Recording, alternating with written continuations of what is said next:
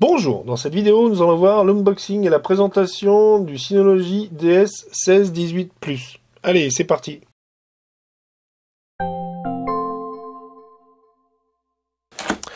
Au niveau du carton, on est sur un emballage Synology traditionnel où on tombe directement. Donc quand on ouvre, on a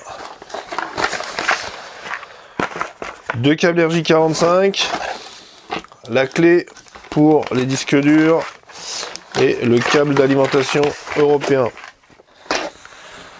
Ensuite, on va sortir la bête.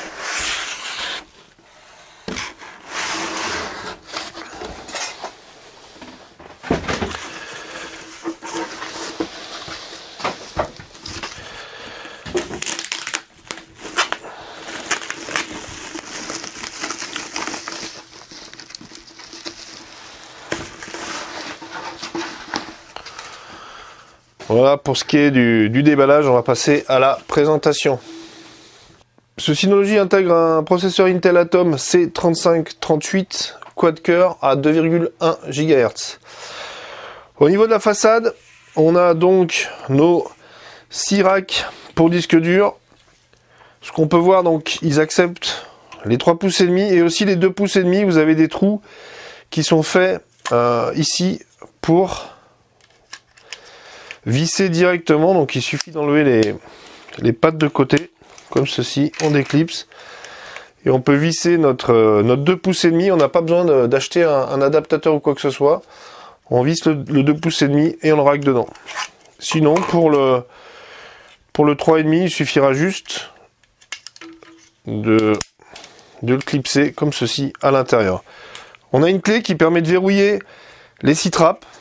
Chaque slot supporte des disques durs de 16 Tera. Voilà pour ce qui est des 6 racks de disques durs.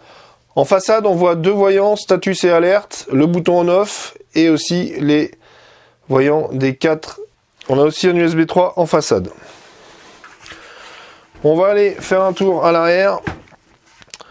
Rien de particulier, on voit l'entrée d'alimentation, ici un antivol, 2 eSATA, 2 USB 3, le bouton reset, ainsi que les 4 ports réseau. Pour finir, on va regarder au niveau du compartiment. Donc ici on a un compartiment barrette mémoire, donc normalement il est vissé. On a 2 emplacements barrette mémoire. De base ils mettent une barrette mémoire 4 Go. Après, donc, on peut mettre du 8 ou du 16.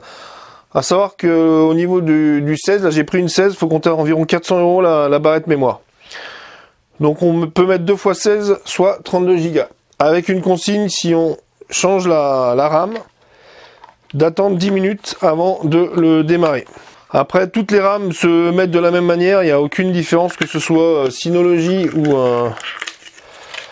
ou un PC portable, tous les SODIMM se clipsent